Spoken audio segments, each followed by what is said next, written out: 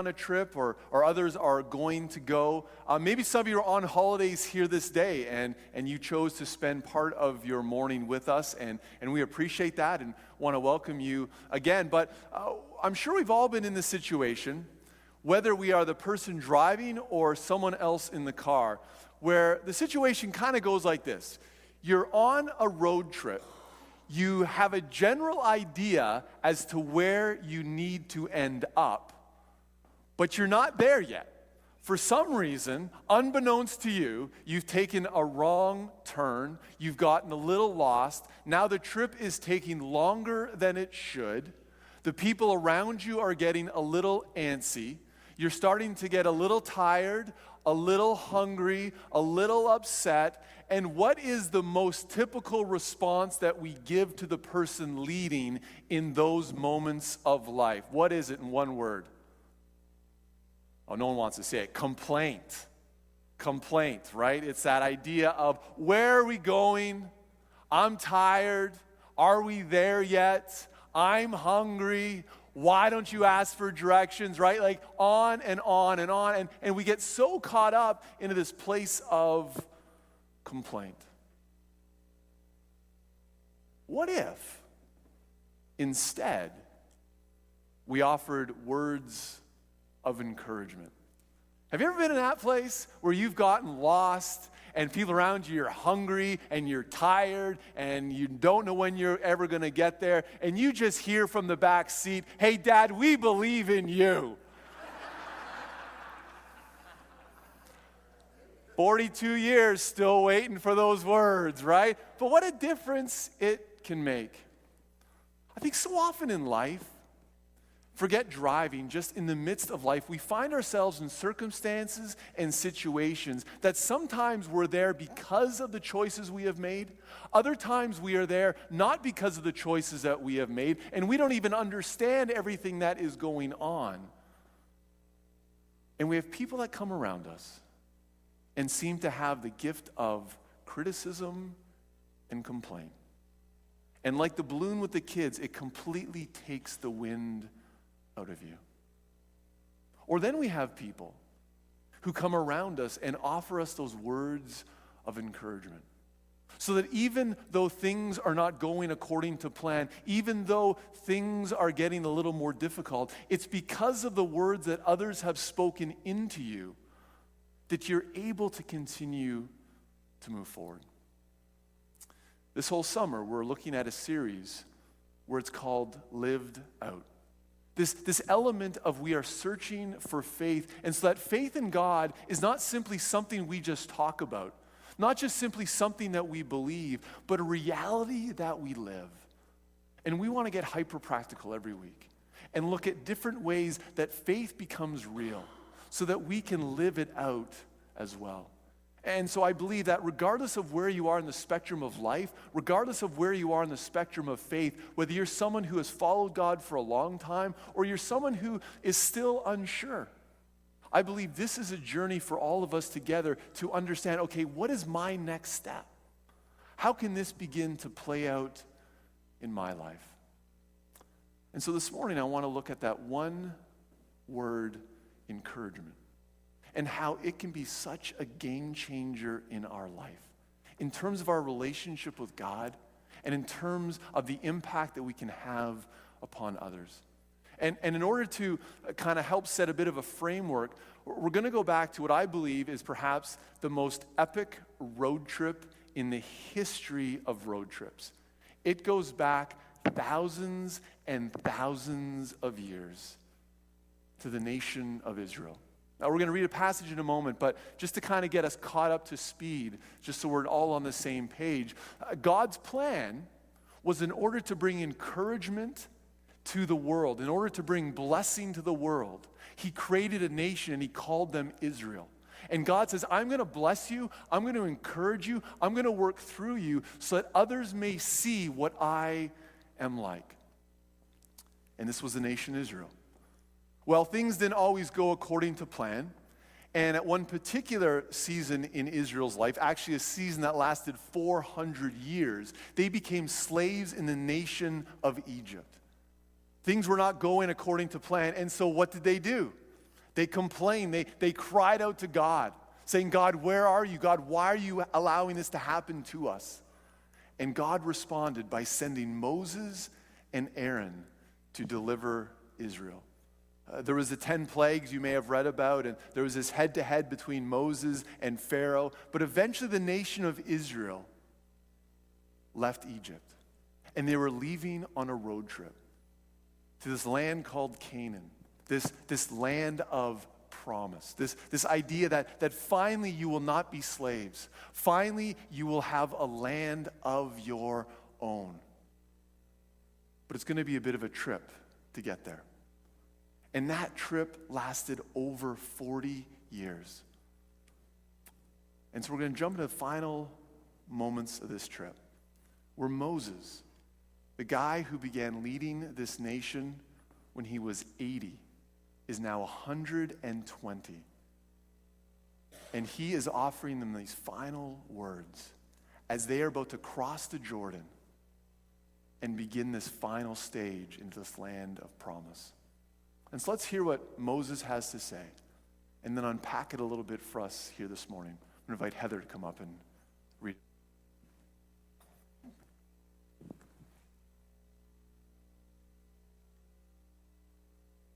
This morning's scripture is Deuteronomy 31, 1-8.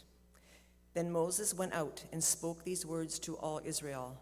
I am now 120 years old. I am no longer able to lead you. The Lord had said to me, you shall not cross the Jordan. The Lord your God himself will cross over ahead of you. He will destroy these nations before you, and you will take possession of their land. Joshua also will cross over ahead of you, as the Lord said. And the Lord will do to them what he did in Sihon and Og, the kings of the Amorites, whom he destroyed along with their land. The Lord will deliver them to you, and you must do to them all that I have commanded you. Be strong and courageous. Do not be afraid or terrified because of them, for the Lord your God goes with you. He will never leave you nor forsake you. Then Moses summoned Joshua and said to him in the presence of all Israel, be strong and courageous, for you must go with this people into the land that the Lord swore to their forefathers to give them, and you must divide it among them as their inheritance. The Lord himself goes before you and will be with you. He will never leave you nor forsake you. Do not be afraid. Do not be discouraged. God bless his holy word. And so here the nation of Israel is standing on the brink of the Jordan, and they're about to enter into the promised land, and the mantle of leadership is being handed over to Joshua. And Moses stands before the people and says, do not be afraid. Do not be discouraged. Be courageous, for the Lord your God goes ahead of you. And then he encourages Joshua with the very same words, basically saying, you're going to take this step of faith. There's going to be challenges, but God is with you. I want to encourage you. I want to encourage you. Everything is going to sort itself out. Now, if we were just to jump into this text right here, you would kind of land at a place of thinking, well, of course Moses is going to say these words. I mean, he's the leader of the nation of Israel for the last 40 years. These are his people. Of course he's going to encourage them. I mean, this would be a modern day equivalent of like being a mom or a dad watching your daughter playing soccer on the soccer field, and although they seem to be picking more dandelions than actually kicking the ball, you're still going to encourage them, right? Because that's your family, that's your daughter. No matter how interested or uninterested, you're still going to say, Sally, you're doing a great job, keep going, Sally, we're so proud of you, right? Because you expect that of parents with their children, especially at that age, right? You kind of walk away from those parents when you see them out there being like, come on, Sally, what are you doing? This is not why we pay the big bucks. You're like, calm down, right? Like you expect there to be an encouragement. And perhaps it's the same way with Moses. You look at him and think, well, of course he's going to be encouraging these people. But there's so much more going on than what we just see in this passage. At the very beginning of this passage, we're actually told that Moses is not going to enter the promised land with them. For some reason, Moses is going to be left behind. And yet he's still encouraging them. You see, the glimpse, if you go back and start to read through the entire story, the first number of books in the Bible, is we see that the nation of Israel, that in the midst of this journeying, would not be characterized as people of encouragement, but rather individuals filled with complaint. That over and over again, there was moments where they needed to trust God, they need to trust Moses, and instead of saying, hey, Moses from the back seat, we're with you, we believe in you, it's like, why'd you take us out of Egypt? We could have gone back there, we could have eaten cucumbers, leeks, watermelon. At one point, when they're being chased down by the Egyptians, they're like going, oh great, did you bring us out here just because there's not enough graves in Egypt for us to be buried in? Moses must have been thinking, thanks for the encouragement. Time and time again, they complained over and over and over. And then there's a really interesting situation. Numbers chapter 20. We're not going to go there this morning, but if you have time later this week, read Numbers 20, because what happens is yet again they show up. And for 40 years, understand the context, 40 years, over 1 million people. And God provided food, God provided water. We're even told that their clothes and their shoes didn't wear out. Yet 40 years in, after God doing all that he has done, they come to another place. And what do you know? There's no water. And so do you think they're like, you know what? Moses and God, you guys have sorted this out in the past. You're going to sort it out again. We believe in you, Moses. No. They're like, no water again. Why did you bring us to this place? We want to go back to Egypt. And it's interesting because we're 40 years in. And so there would have been people that would have been complaining who were born in the wilderness. They were talking about Egypt, and they never stinking lived in Egypt. Or if they did live in Egypt, they were toddlers in Egypt. Yet this is what we learn. That posture is contagious. Have you ever thought about that? That whether we're an encourager or whether we're a complainer, it not only impacts us, it not only impacts the person we're speaking to, but other people are watching. And so one of the things I start to ask myself is, what's on display in my life? What do my kids see?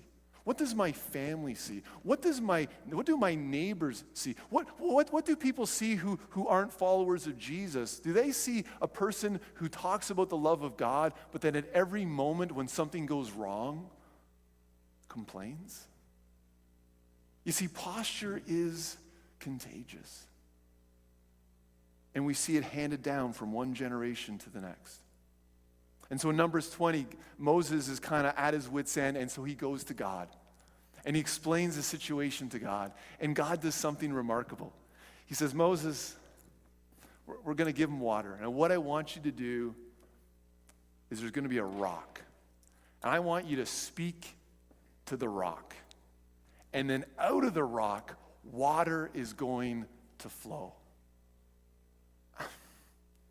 One of the things I so appreciate about the Bible is oftentimes God works and shows up in the most unexpected places. Maybe you're in a situation, or maybe you've been in a situation where you're discouraged because you have tried everything.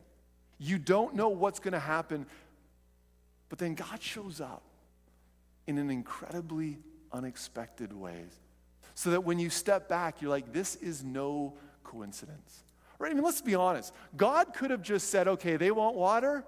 All right, we're going to let it rain. We're going to bring them water. Get the buckets and the jugs out. We're going to hook them up. Or I'm going to take you off the beaten track, and we're going to take you to a specific river, and they can get the river. But the problem with that might have been is they thought, it's just a coincidence. It just wasn't really God. And so God says to Moses, I want you to speak to the rock, and out of the rock is going to flow water. And so Moses comes out, and he gathers the assembly. And clearly there's something still going on because Moses is frustrated and annoyed because he begins his words to them as, you rebels. You rebels. Like Joel's translation is, you pain in my moving on, right? You're causing a problem. Like, you rebels. And he's angry and he's upset. And instead of speaking to the rock, he strikes it with his staff. And two things happen. Water flows out as God had promised. But there's consequences for Moses. When we jump ahead to the passage we just read in Deuteronomy 31, the reason that Moses was not permitted to enter into the promised land was because he failed to follow exactly the words and instructions of God. Now, it can seem harsh. It can seem over the top. We may not fully understand it, but what we can understand is this, is that Moses is not entering the promised land in part because of the nation of Israel and their ability to complain all the time. And so we read this passage. Here's Moses encouraging these people. And it likely wouldn't have been easy. The very fact that he has to encourage Joshua to lead them into the promised land likely speaks to the reality of what Joshua has witnessed as well. Basically saying, Joshua, you've seen it all, but I want to encourage you as well. And so I think the question for us here this morning is not, can you be an encouragement to those that are easy to encourage? It's not, can you be an encouragement to those people or those times in life when it's easy to be an encouragement? Can you encourage in the difficult places? Can you encourage the difficult people? The people that only seem to bring complaint or criticism or challenge. You see, this is where faith gets real. This is where faith becomes more than just a pleasantry that we sing about. This is when faith moves beyond just the emotions that we feel and begins to become the rallying reality of our life. When we can encourage even in the difficult places, even the difficult people. And so we jump ahead again. And what does this begin to mean for you and me? Three things that I have learned from this passage. The first one is, who do we need to encourage? Maybe there's someone in your life that they bring complaint, they bring criticism, they bring challenge. Are there people in our life that we need to be encouraging? I'm not saying it's going to be easy. It likely was not easy for Moses to speak these words, to be strong and to be courageous and to know that God will go ahead of you.